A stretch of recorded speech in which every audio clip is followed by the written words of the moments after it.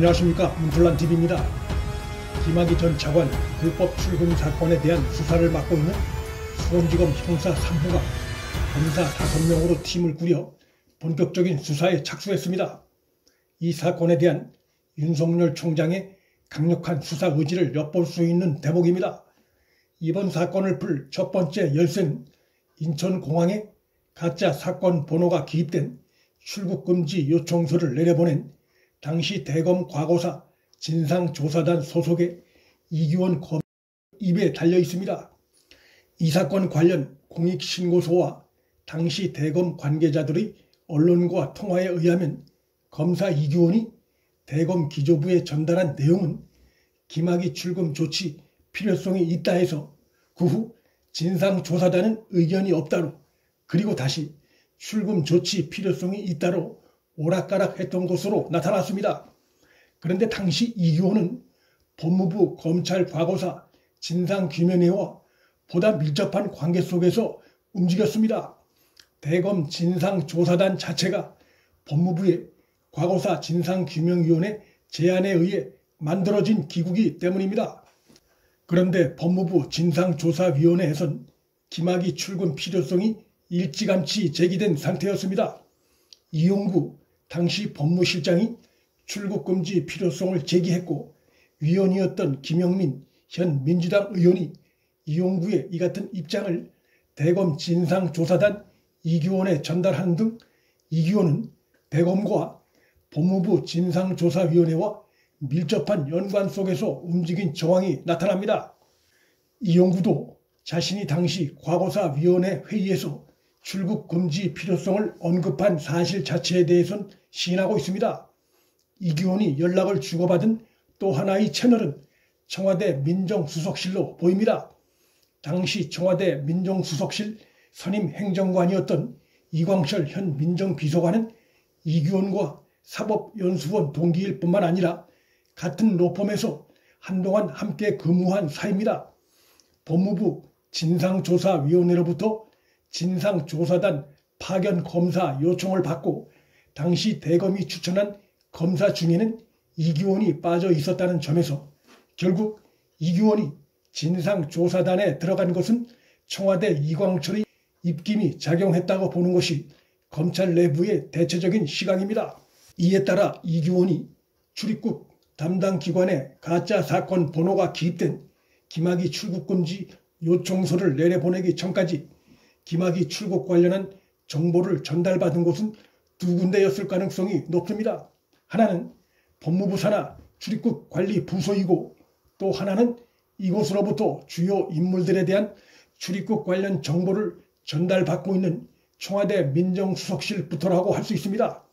김학의가 출국금지 당하기 수일 전부터 법무부 출입국 심사과 직원 등이 그에 대한 불법적인 출입국 조회를 한 사실이 드러난 만큼 이규원은 법무부로부터 김학의 출국 동종을 전달받았을 가능성이 우선 높고, 그와 함께 청와대 민정수석실에 있던 이광철과 그와의 친밀 관계를 볼 때 또 청와대가 대통령 문재인의 특별 지시 이후 김학의 재수사에 신경을 곤두세우고 있던 상황이었다는 점에서 민정수석실로부터도 김학의 출국 관련 정보를 전달받았을 가능성이 높습니다. 이규원이 당시 대검의 과거사 진상조사단 내의 다른 검사에게 위압적인 태도를 보였다는 증언도 나온 만큼 그가 청와대 배경을 업고 김학의 관련 일을 처리했을 가능성이 큰 상황입니다. 김학의 불법 출금 관련한 수사와 감찰 의뢰는 이미 2년 전쯤에 최초로 제기됐던 사안입니다. 그러나 감찰을 담당한 부서와 수사를 맡은 서울중앙지검 내 친정권 라인에 의해 사건이 방치되어 왔다가 이번에 공익제보자가 공개한 문건에 의해 그간 가려져 있던 김학의 불법 출금 사건의 진상이 구체적으로 드러났고, 그것이 사회적으로 큰 파장을 불러일으켜 수원지검 형사 3부 수사팀이 다시 꾸려지면서 상황이 급반전한 상태입니다.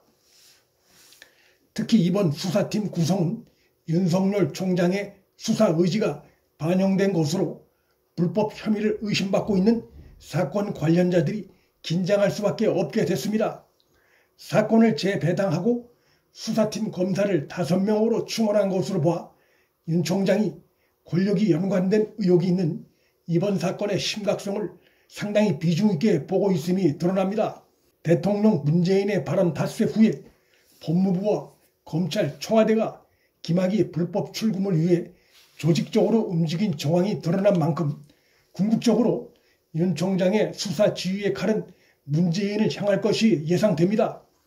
이번 사건을 풀 핵심 열쇠를 쥔 당사자 중에 한 명으로 지목되는 이규호는 이미 가짜 사건 번호가 기입된 불법적인 출금 요청서를 당시 인천공항에 내려보낸 사실이 확인된 상태여서 만약 입을 다물고 있을 경우 그 자신이 이번 사건 모든 법적 처벌을 다 뒤집어 써야 하는 상황이 됐습니다.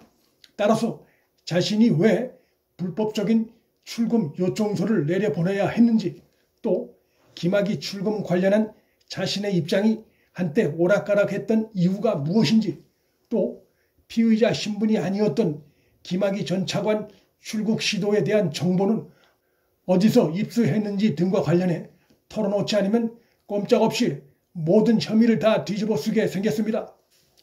향후 수사에서 그의 입에서 이번 사건 관련해 어떤 인물들이 튀어나오느냐에 따라 이번 김학의 불법 출금 사건은 정치권의 울산 선거 공작 사건과 월성 원전 경제성 조작 사건에 의해 또 한 차례 엄청난 파장을 불러올 수 있습니다. 현재 법무부나 대검 또 청와대 누구 하나 이규원에게 불법적인 김학의 출금 요청서를 지시했거나 협조 요청했다고 밝히고 나서는 이가 없는 만큼 이규원으로선 대통령 문재인의 지시 이행 차원이었음을 밝히지 않는 한 자신의 혐의를 벗어나기 어렵습니다. 그리고 그러한 진술은 이번 사건과 문재인 지시의 연관성 부분에 대한 검찰의 수사로 이어질 수밖에 없습니다. 수사팀의 역량은 이규원 등의 입에서 현재 장막 뒤에 가려져 있는 핵심 진술이 나오게끔 얼마나 날카로운 증거를 수집해내느냐에 성패가 달려있다고 할 것입니다. 문틀란TV 여기서 마칩니다. 구독과 좋아요, 방송 공유는 방송 제작에 큰 힘이 됩니다. 시청해 주셔서 감사합니다.